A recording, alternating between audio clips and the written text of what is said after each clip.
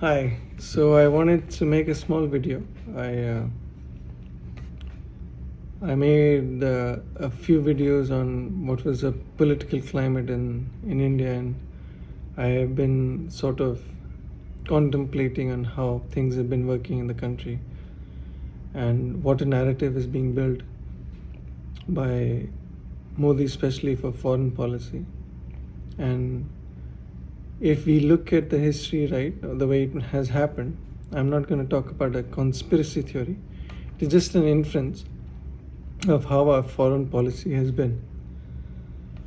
We, as Indians or led by Narendra Modi, have been fooled in believing that we have a great reputation around and outside of India.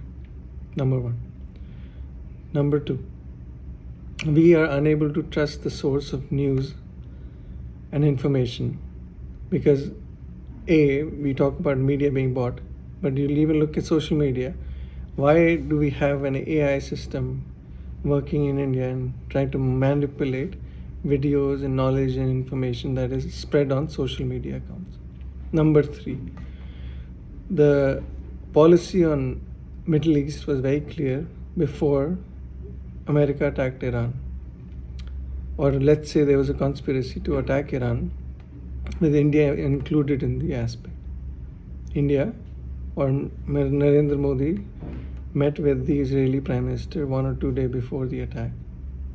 He met in the UAE president, or UAE president came to India. He complained, there was a video circulating in the news that Modi came back alive because Putin took him in his own car, whatever it is, SUV, whatever, limousine that they call it. And he came and said, "Oh, I'm alive. Are you surprised I'm alive?" And then he moved the whole country towards BRICS and towards Russia and China.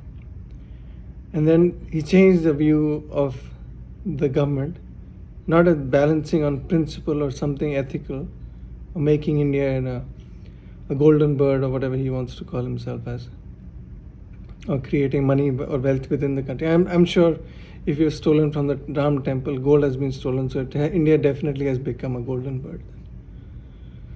But jokes apart, the whole point is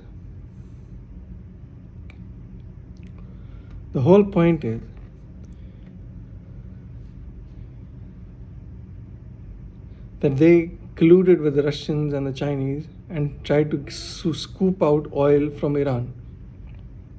Ships were being sent to Iran and get oil because apparently Reliance Industries was buying oil from Russia only.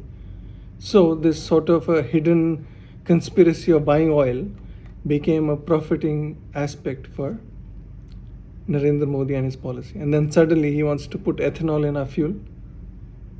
And then he calls people as anti-national, whoever is challenging his insight or his wisdom into running the country. If someone talks about the country, I think it's a democracy still, right? We haven't made him a king or christened him as a king, right? If I'm correct. And if you bully free speech, you put people in mental hospitals, you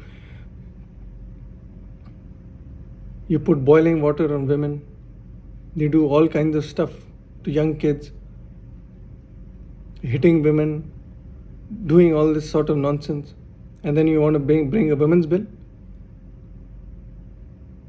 Why is the police running rampant and all these rape cases are happening and you're doing nothing?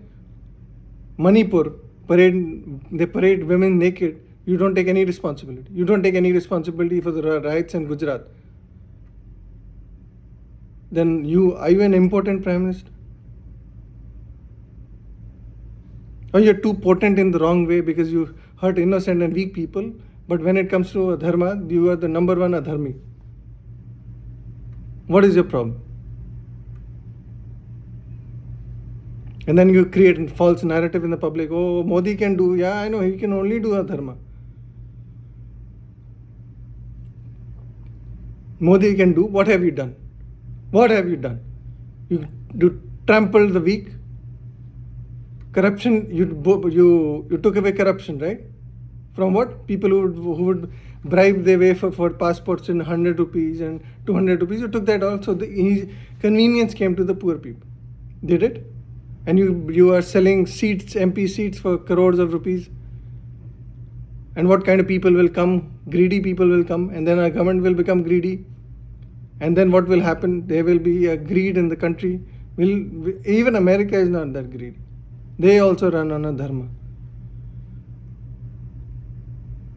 Such nonsense you do in the country, and you want to call yourself the best prime minister of the country and the longest serving prime minister?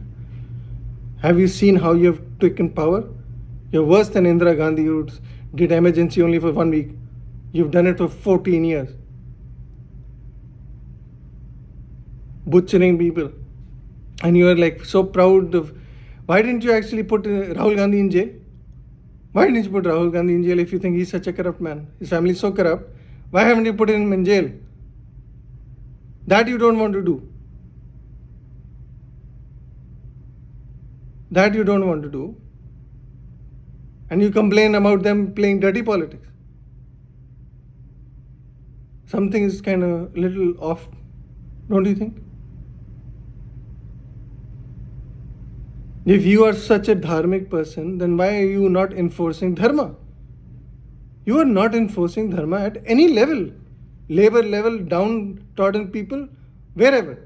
If you have total power, PMO has total power in controlling all departments, every state government, then why are you not enforcing it on a minute level, on the ground?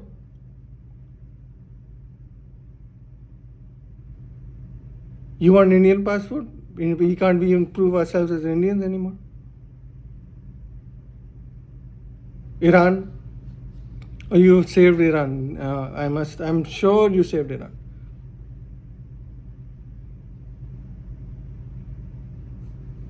First you want to kill all the Muslims and then you want to save Iran.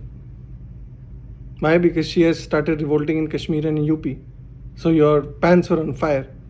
And then suddenly the Ram temple got stolen. Oh, such control you have on the country.